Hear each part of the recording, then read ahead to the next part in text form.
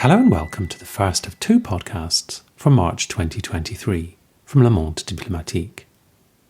My name's George Miller, and my guest in this episode is journalist Glen Johnson, who's currently based in Ukraine. Before we begin, just a quick reminder that all previous episodes of this podcast are on the website at mondediplo.com, and you can subscribe to it wherever you get your podcasts so that you never miss another episode. In this month's pair of podcasts, we're looking at the surprise resignations of two female leaders who've stepped down since the start of this year: New Zealand's Jacinda Ardern and Scotland's Nicola Sturgeon. Both had been praised for their handling of COVID, and in Ardern's case, also for her handling of the Christchurch shootings, though both had faced fierce, often misogynistic criticism too, and come under mounting pressure from a range of internal sources. On the 19th of January, Jacinda Ardern announced she'd had enough, citing the responsibility to know when you are the right person to lead, and also when you are not. "I know what this job takes," she went on, "and I know that I no longer have enough in the tank to do it justice. It's that simple." That simple maybe, but as Glen explained, there had been a toxic amalgam of forces in New Zealand politics that had been looking to bring Ardern down for some time. She'd been Labour Party leader since 2017, and I began by asking Glen to tell me about the political landscape in New Zealand that she rose to prominence in. There was a three-term National Party coalition government in the decade preceding Jacinda Ardern, and that's, centre-right, free market, and it was led by Prime Minister John Key, and, he was an affable, charismatic sort of guy. But with these kind of free marketeers, they don't believe in a strong state. They don't believe in supporting beneficiaries or funding the health system. When you had the global financial crisis in 2008, 2009, so a sort of soft austerity, I guess, was imposed on the country.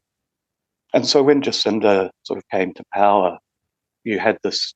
I wasn't in the country at the time, but there was a sense of we need to change. We need to, we're not going in the right direction. One fact which you cite in the piece, which really shocked me, was that at that time when she came to power, 1/3 of children in New Zealand lived below the poverty line. That was an international, I think you say it's a UN report that had found that. And that was A, that's a very shocking fact, and B, that was one of the key issues that she prioritised when she was campaigning before her first electoral victory. Can you say a little bit about the context of that, which I think might, shock some people? A lot of this will be to do with Ministry of Social Development, an unwillingness to support people who can't get out of poverty, Instead of, state housing stock, for example, was sold off. So, you had this situation where the government was putting people up in motels and hotels which is a band-aid. It's not a fix to the fundamental issue, which is a state that is empowered enough to provide housing for the poor, provide them financial support that allows them to advance and improve their lot. So these are systemic problems, I think, that have emerged as a result of New Zealand moving away from a sort of semi-socialism in the mid-'80s to this very radical neoliberalism. So just over decades, the problems sort of festered and built up to the point we're at now. And when Jacinda Ardern became leader of the Labour Party, it clearly had a galvanising effect. Her support in the polls instantly went up. Was she a known quantity then in New Zealand politics, and was she almost like a sort of expected successor, or was her appointment a surprise? Well, from memory, she entered Parliament in 2008, and she was well known, but she was seen almost as a soft touch, like a very positive person, but not particularly astute, or these characteristics that we saw later when dealing with crises. I would never have associated those with her while she was in the opposition. So yeah, I think when she came to power, given the scale of the issues that immediately confronted her, Whakaari White Island eruption, COVID, the Christchurch massacre, that's when those really astute sort of elements of her character came to the fore, which we hadn't really seen before. And in that first term, when she came to power in 2017, she was in coalition with the New Zealand First Party. And you suggest in your piece that that sort of constrained what it was possible for her to do in those early years, because are they a centre-right populist party? Is that how best to characterise them? I mean, yeah, what is New Zealand First? So, yeah, Winston Peters, the longtime leader, he's anti-neoliberalism, so he's more of a protectionist, but he race baits. So they're not a centre-right populist party in terms of a Boris Johnson style right-wing populism. They're a bit more nuanced, a bit more contradictory. The argument was that Winston and New Zealand First were a handbrake on the government. They could basically veto any policies. And that's true. But I also think Labour, they're trapped in the logic of the market. Grant Robertson, the finance minister, Chris Hipkins, the new prime minister, Jacinda, I don't think they've found a way to move beyond economic and, I guess, social political structures of the last 30 years. They're trapped inside that very, economically orthodox sort of approach. Part of that is also they were afraid of being too bold, given that it was the Labour government in the mid-'80s that brought in, this new radical sort of economic model. So yeah, partly Winston, partly just Labour being unable to move in a better direction for people, or what I'd consider a better direction. You mentioned some of the tests that Ardern had faced in office, and certainly one of the most shocking and prominent on the world stage was the Christchurch shootings in March 2019, where she had to find the right tone to speak to the nation. She had to also think about what decisive action needed to be taken, and she handled that very difficult challenge, I think, by almost unanimous accounts, with great tact and skill and aplomb, but also political decisiveness. And maybe that had been something which had been less to the fore before that point. Yeah, well, I mean, Jacinda, she's a genuinely kind person. She's a good person. So that really came out. Some commentators, some analysts in New Zealand say it's all a facade. This kindness is just a show. But no, she's a genuinely good person. And I think for something like that to happen in New Zealand, where people aren't used to such sort of fathomable violence, yeah, she was shocked. Her sort of caring instincts came out, and she was looking to reassure people. There was no cynical political machinations or anything like that. It was just, here's this horrible incident. How can I deal with this appropriately? Yeah. But whereas in the United States, where an event of that sort would provoke certain stock emollient words from political figures, in New Zealand's case, it was actually followed by decisive action on semi-automatic weapons. So it wasn't just that she was capable of showing the right kind of emotional human response, but there was actually political follow-up in legislative terms. Was that something that the country was pretty much unanimously with her, or was there pushback there even then? I mean, overwhelmingly, I don't have the statistics for exactly how many guns the government bought back, but overwhelmingly the public supported it. But again, the crazy gun owners, they would have been very, very unhappy. That's a minority. But I also think, given what came later, it was almost a double-edged sword. So I know gun owners that despise Jacinda and hate her for taking away their guns, which is, it's almost like they feel emasculated or something, I don't know. But that also festered where you've got this minority of people. Most gun owners, they just use it for hunting but then you've got the real nutters. So while the public supported it, a tiny minority were really agitated by it, I believe. And the Christchurch shooter was an Australian, but does New Zealand itself have a far right issue of any significance, or is it too small to register, would you say? Yeah, are there white supremacists? Of course. Racism in New Zealand is a big, big problem. It's everywhere, but it's kind of crypto. You don't. So while you've got the real, the white supremacists, and we saw a lot of them come out towards the end of Ardern's term, in the year or so before she resigned. But I think the more insidious problem is how racism in New Zealand is everywhere, and you almost don't notice it. When councils or governments try to change a place name to the Maori name, immediately you'll get this blowback, and that's not your far right. That's everyday middle New Zealanders, and I guess that's a problem with all post-colonial countries.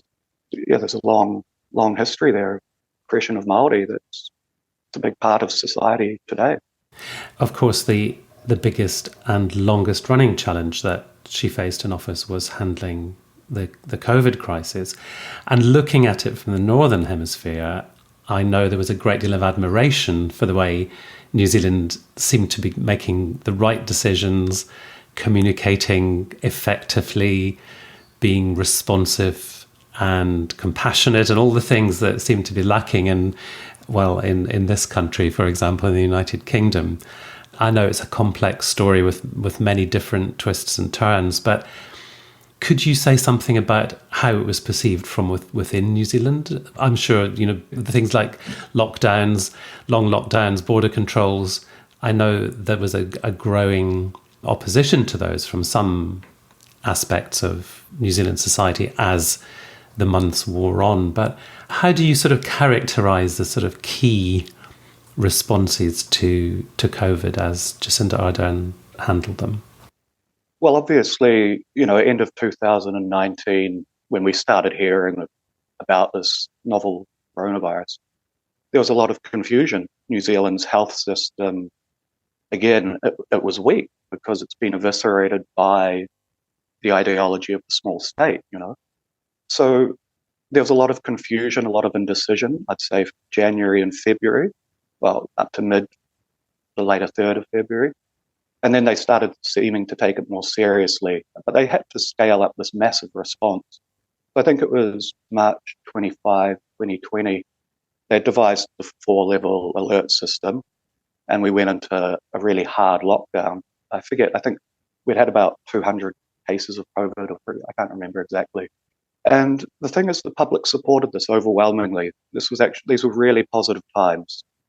A lot of New Zealanders I talked to, particularly that first lockdown, there was like a reinvigorated sort of egalitarianism in the country. It was really positive. People were saying, "Yep, we can do this." And we all watched the daily press conferences and watched the cases and deaths go up a little and then come down. And you probably had about 90% support, 85 to 90% support for what the government was doing. And then we eliminated that first outbreak, and then had 100 days with no community cases. Everything was being called to order. Yeah, we could look at Donald Trump and Bolsonaro and Boris Johnson and say, this is horrific. Like these people are psychopaths. They're not being responsible politicians. And I think that might have come back to bite New Zealand a little bit. New Zealand's health response became a kind of symbol. So when you've got a success story, we had commentators in the Telegraph calling New Zealand a smug hermit kingdom and deriding us as communists and the tyrannical regime of Ardern. So again, double-edged sword. New Zealanders supported it. It became a symbol. But, when you become a political symbol, other people will try and subvert the meaning of it. I think it was August 17 or August 15, 2020 that we had the next big outbreak. And again, hard lockdown, people mostly stuck to the rules, and we eliminated it again. And, public support remained very, very high for 2 years, but there were other forces at work that were wearing people down. So on one hand, you have Ardern winning an outright majority in her second general election in October of 2020, which is indicative clearly of strong public support for her handling of COVID. But at the same time, you've got the beginnings of more vociferous pushback and more vitriol directed at her personally. And how are those sort of twin forces, if you like, manifesting themselves in New Zealand public life? Well, they were always there from the very beginning, even though we had massive public buy-in. The criticism immediately from particularly free marketeers, the ideologues, and obviously the National Party and the ACT Party, centre-right, radical sort of far-right, or economically very, very far-right, the ACT Party. So they were always sort of undermining. But yeah, I grabbed a quote online just before, and it's from Dallas Prendergast. She's a rich lister in New Zealand, and she owns a mall in Auckland. And this was very early in 2020. And her quote is, "There are so few people who have been affected, and the worst is over. We are gobsmacked that we are not allowed to open our mall. There is just not a good enough reason." So you had these business voices right from the beginning. Not everyone, most business owners accepted it, but these big sort of ideological free marketeers were always there. They were always creating this uncertainty, this angst. At the same time, the National Party, Simon Bridges was forced to resign. He was the leader of the National Party just for trying to destabilize the health response. Like, the public was furious. He took to Facebook and made a really, really sort of awful post, and it got about 30,000 comments from New Zealanders saying, enough, stop, you're undermining. And so that saw a new leader, Todd Muller, and he continued with the same approach. One National Party MP, Michael Woodhouse, he claimed that in our managed isolation facilities, a homeless man had got in and was eating in a managed isolation facility, and how incompetent of the government. Well, they reviewed CCTV. There was no sign of him. And the National Party leaked private medical records of COVID patients in New Zealand to try and illustrate government incompetence. Well, it turns out former National Party head Michelle Bogue leaked it to a National MP, Hamish Walker, who leaked it to the media. And over time, when you've got these constant sort of attacks on the health response, constant sort of whining from minority business interests, it does wear people down. It creates an environment of that sort of anxiety and worry. And New Zealand has a very high level of vaccination, but at some point the anti-vaxxer voices become part of the chorus too, don't they? And so you have got different, not just the free marketeers and the business leaders pleading sort of special cases, but you've also got that sort of other part of the unholy alliance coming along. Yeah, well, that started early, and I just found it funny. I was like, a few, this is before vaccines had been developed, but, attacks on burning cell phone towers, this conspiracy theory that COVID was like a 5G bioweapon. And I just thought, this is funny. This is poor people, like, they're not going to be a problem. But once vaccines were developed, and particularly when Ardern introduced mandates, that really brought them out of the woodwork. And in some ways, I understand. You're one of my friends from the Kiwi Fruit Pack House this time last year. A lovely Maori woman, but she was anti-vaccine. She was furious that she lost work basically the previous year because she was unvaccinated. So I can understand this. But then you've got the real feral conspiracy theorists, And yeah, they coalesced with the evangelical movement, with Groundswell, which was a sort of retrograde farmers organization, protest group, the Freedom Types, and Grounded Kiwis was another one. was this sort of lobbying group for Kiwis abroad who wanted to come back in. So yeah, you had all these, you've got the broader destabilization by the National Party, the whinge from the business community that just can't stand anybody messing with the economy, and then these fringe groups coming up and this really had a real destabilizing effect on the health response. And what kind of lens does New Zealand's mainstream media put on all of this? What kind of role does it play? Well, I think first thing to understand is New Zealand media is deeply ideological. They are neoliberals. They're there to enforce the principles of the market. We don't have genuine left-wing commentators. So that's the broader context of the overarching sort of ideology of New Zealand media. In terms of the pandemic response, they did give a lot of space to epidemiologists, which is fantastic. But they also, it's very common in New Zealand to hear reporters say we're holding power to account. And I disagree with that. I don't think media's role is, at times, yeah, but in general, it's to inform people as best you can, and then people make the decisions about power. It's not media's role to be sort of judge, jury, and executioner, which is what we see in New Zealand. We call it gotcha journalism, where they're looking for scalps, they're looking for scandal. And so in terms of the COVID response, any little mistake was breathlessly sort of beamed out across the country in hysterical tones. Part of that's clickbait, so that's just, media's struggling. They become quite sensational to attract people.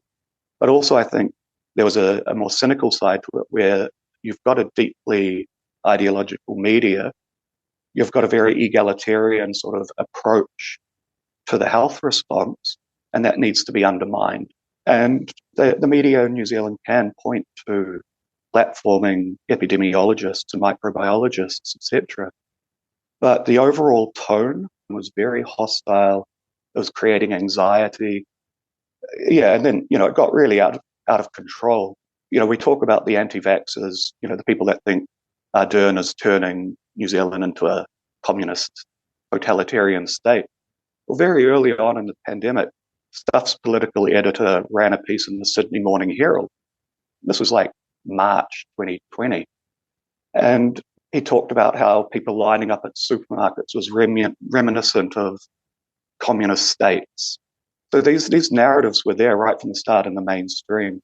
By 2021, when we had the big outbreak, August 17, we had a fresh outbreak. Pretty much immediately, you had prominent journalists. I wrote about it in the story, saying lock up the epidemiologists. There was one particularly poor example on News Talk ZB, where Kerry McIver, one of the hosts, a woman I think she was from Auckland, called in and was defending the health response, was saying, no, I support this, And McIver actually said to her, I feel sorry for you. You're a sad, pathetic little creature. This is unacceptable. And, this is what you expect from Alex Jones or something. It's not.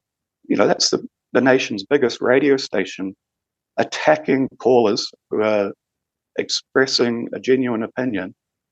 And, it's gaslighting. It went on and on and on. And again, that's because of the market ideology of reporters in New Zealand.